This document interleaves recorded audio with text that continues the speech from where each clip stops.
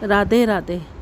आप सबके राधे सबके चैनल में स्वागत है। जो आप सबका चैनल है, आप लोग कैसे हैं? भगवान से प्रार्थना करते हैं कि आप सब लोग ठीक होंगे, सुरक्षित होंगे और अपने घरों में होंगे। बेटा राधे राधे। आप सब लोगों के सपोर्ट की बहुत ज़्यादा ज़रूरत है और इसी तरह आप मुझे सपोर्ट करते रहें। राधे राधे।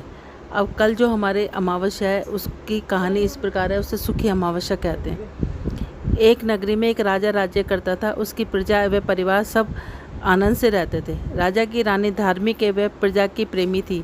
राजा के महल के सामने एक साहूकार की हवेली थी।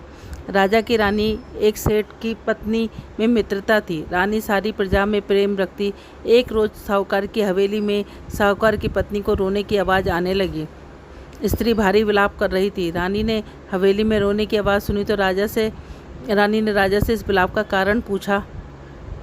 राजा ने कहा, सेठ का पुत्र मर गया है, सो सेठ की पत्नी और लड़के की माँ दुखी हैं। रानी बहुत बोली थी। उसने राजा से कहा, महाराज दुख क्या होता है?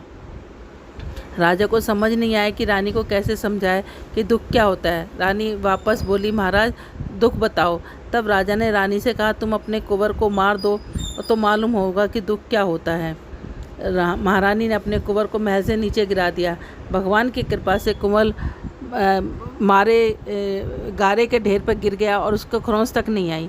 रानी अपने कुंवर को देखकर नीचे आ गई कि कुंवर को सामने से आता देख वह राजा बेढंग से दंग रह गया। इतने ऊपर से गिरने के बाद भी कुंवर को कुछ नहीं हुआ। रानी ने राजा से वापस पूछा, महाराज दुख क्या होता है, बताओ। उस समय पड़ोसी राज्य के राजा सैनिक युद्ध कर रहे थे। राजा ने रानी से कहा, अब मैं लड़ाई में अकेला जा रहा हूँ। जब तुम मेरे मरने का समाचार सुनोगी तो तुम्हें दुख का एहसास हो जाएगा। राजा ने युद्ध के लिए प्रस्थान किया, लेकिन भगवान और अमावस माँ की कृपा से लड़ाई जीतकर राजा घर आया। अब राजा को और आश्चर्य होने लगा कि कारण क्या है। उसी समय महारानी महाराजा के पास आई। वही प्रश्न दोहराने लगी, दुख के बारे में कैसे एहसास दिलाया जाए। राजा ने रानी को बुलाकर कहा, हम गंगा जी की यात्रा करने जा रहे हैं। वहाँ गंगा जी की धारा में डूब जाऊंगा और तब तुम्हें दुख का एहसास होगा। रानी ने गंगा यात्रा की तैयारी करी। अब आवश्यक सामान व रास्ते में भोजन की सामग्री का प्रबंध कर यात्रा के प्रस्थान किया। कैलाश पर भगवान शिव पार्वती से कहा कि सती, आज मैं कलयुग में सुखी आत्मा के दर्शन कराऊंगा।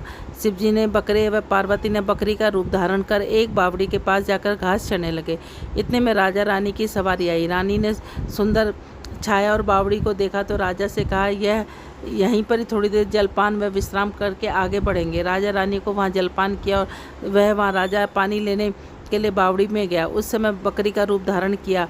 पार्वती ने बकरी का रूप धारण किए शिव जी से पूछा, स्वामी, इस रानी को दुख देखना है मगर इसे दुख क्यों नहीं मिलता? रानी ने बकरी की मनुष्य की भाषा में बोलते देखा तो उसे गौर से इतने सुख नाम की अमावस्या का व्रत किया है। इस जन्म में रानी बनी और सुख का आनंद ले रही है। सती, यह राजा गंगा में भी नहीं मरेगा। रानी ने उनकी बात सुनी और तभी राजा पानी लेकर आया तो रानी ने राजा से वह सारी घटना सुनाई। वापस अपनी नगरी को चले आए। राजा ने अपने राज्य में प्रजा को सुख अमावस्या के व्रत करने की आज्ञा दी।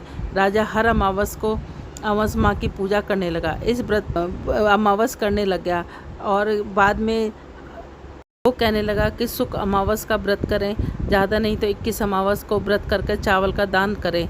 दान में जैसा रंग अन्न का हो वैसा ही रंग का कपड़ा दक्षिणा दान करें। व्रत में रोज गाय को हरा चारा और ब्राह्मण को भोजन व दक्षिणा देवे। जो मनुष्य श्रद्धापूर्वक व्रत करेगा, अमावस माता और भगवान शिव की कृपा से उसके दुखों की मुक्ति होगी।